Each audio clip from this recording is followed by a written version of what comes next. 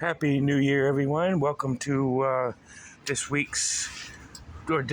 special New Year's Day edition of Cobra Island, where we are reviewing the G.I. Joe multi-purpose Jeep, the G.I. Joe VAMP. Being that this is for New Year's Day, we are not doing shout-outs of the week. I was going to have my buddy Liam help me with this video, but circumstances beyond control, I could not make that happen. But so today I'm going to have him appear in another video during Ninja Month. But so we're looking at the VAMP. This is the 25th anniversary edition, based on the original VAMP, which is a model of the real-world vehicle of the Lamborghini Cheetah. At least the G.I. Joe Hasbro's version, which does take a combination of both the regular VAMP and the VAMP Mark II, which I'll get to that later in the descriptions. But being that this is a New Year's video, we are not doing shout-outs of the week. So we're going to first start out with doing the file card. Yes, all 25th anniversary G.I. Joe vehicles, well, majority of them come with file cards. Of course, this says VAMP, which has a picture of the VAMP with clutch driving it, or as for trademark reasons, double clutch with the G.I. Joe logo right there.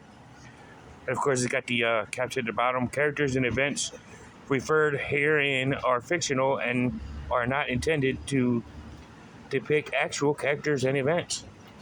Nice to know that. But it says designation ground vehicle, weapons machine gun. That right there, which I'll get to in the accessories. And the text reads, VAMPs are the G.I. Joe's team's rugged all-purpose ground vehicles. They can be outfitted for battle with a rail-mounted machine gun and can tow larger weapons. Tough and hard-working, VAMP vehicles can roar into battle with guns blazing or provide a protective escort for valuable cargo that Cobra wants to get their hands on. When the G.I. Joe team launched a direct assault on Cobra Island to rescue a kidnapped sex physicist, a VAMP had a direct and decisive part in the action. So that's the file card. And we also have blueprints and instructions, which you see does have the VAMP right there with the G.I. Joe logo, blueprint designs of listing the parts which are on this list right here, which you have talks about the off-road tires with alloy wheels, the urethane fender flares, concealed aid kit and toolbox, four-wheel disc brakes, four-wheel independent suspension, four-wheel drive, 4.8-liter V12 fuel-injected twin-turbo engine, range 550 miles, top speed of 140 miles per hour. And then you got removable fiberglass hood canopy, which it's not on here, but it's all really good. And it's got a hood hold down pins, heat extractors, heavy duty winch, toolbar or tow bar, halogen headlamp with electric defroster, machine gun, 7.63 millimeter computer synchronized, rapid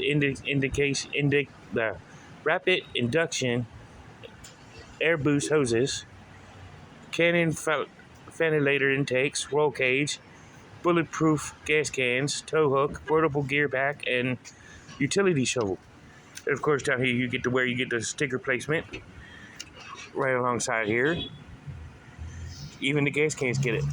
So let's go take a look at what it came with. Some of the removable accessories, which it does come with what the blueprints call the utility shovel, which is actually a dark gray mold, which actually is looks like the shovel to come with the snow serpent and the TNT figure, and it can place right there on that hook on this little slot right here, fit right in there like that, and you can carry the shovel right there, which is also the same place where you can get on the Cobra Stinger and the Dreadnought Assault Jeep, which is the Cobra's version of the VAMP, which was made of the same body, the same chassis as the VAMP, but it holds a machine gun right there on both of them. And he's got the two removable gas cans, which are identical, hollow on the inside. You know, and they can fit right here on the back of the VAMP. You can just put them right here in the gas can holster right there in the back. So let's take a look at the VAMP. As you can see, with nice little details, headlights. The winch, unfortunately, is not working. It's a non-working winch, which actually would have been cool if it was, because you actually utilize it in your playtime and use it to where the VAMP can actually pull. Just have it drive backwards for tow the stuff out of the G.I. Joe vehicles out of ditches and ravines and whatnot. And this, of course, as you can tell, does on these big plastic wheels, which are, well, gas tanks for that, but it's on metal bars, so the wheels are not easy to break. It could take some really, really dropping off of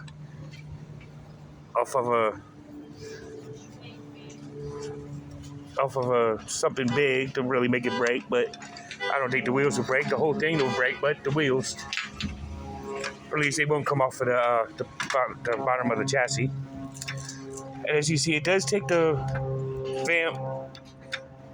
I guess this would be a cannon or laser gun on the front, but it doesn't really. The blueprints doesn't really mention it. You know, kind of like how it did on the blueprints on the first VAMP. And to hear more about that, you can watch Hooded Cobra Commander 78H channel on watch his review of the VAMP. And where it takes from the VAMP Mark II is the utility tarp, which I would think is a tarp, you know, and whatnot, or gear pack as the blueprints call it, right there in the front. And what it does, which it does do that the original VAMP does not, it does have a working hood, which can open up like such, which if you have it where your VAMP could break down, you know, you just sit clutch right there to have them look at the engine, you know, and just take a look at the engine, which is pretty cool. You have that done in a scene, which is pretty cool. And then you go on the inside, you got the steering wheel, which I don't know if it does pop out, but it can roll. I don't think you can really show how it rolls. Or actually, yeah, I can. It's a little snug, but it can roll. And I like how on the inside of it, move the cannons out the way. There's some really good, nice sculpted detail on the dashboard. And got a radio, nice sculpted in radio. Really, really nice sculpting on the detail on the inside of here. It does come with 2 seats. It is a 2-seater vehicle. Unlike the Stinger and the Dreadnoks vehicle, it does not come with the pegs on the back, so this is a 2-man vehicle. You know, and the cannon, as you can tell with the laser cannon, it says it's computer synchronized, but it can pivot up with a turret and you spin it around. It does come with these 2 hoses, so you can't really get really good looks on it. And it's got the little intake valves right there, covers, which I'm not sure if they're removable or not, but I don't think they are. No, they're not. But it's all really good. Nice sculpted in detail with like the gas pumps for the wiring for the hoses to the cannon. Sticker headlights or tail lights, and it's a little tow hook, so you can tow like a flak or a missile system with it. You know, it's a really nice looking Jeep, and like I said, it does roll. So let's go ahead and look at it with the drivers inside of it. And just for the purpose of doing the driver and the passenger, I'm going to use the driver double clutch, which has his video, which will air tomorrow. You know, so you just, it's easier to sit them in through the top, just like the cannon that it is, putting them to the side of the door. You know, since double clutch came as the driver, and it's designated as a driver, I put him in the driver's seat. And for the purpose of this video, I'm using General Hawk to be the passenger. You know, just do the same, just slide him in. Like I said, it's easier to slide him to the top.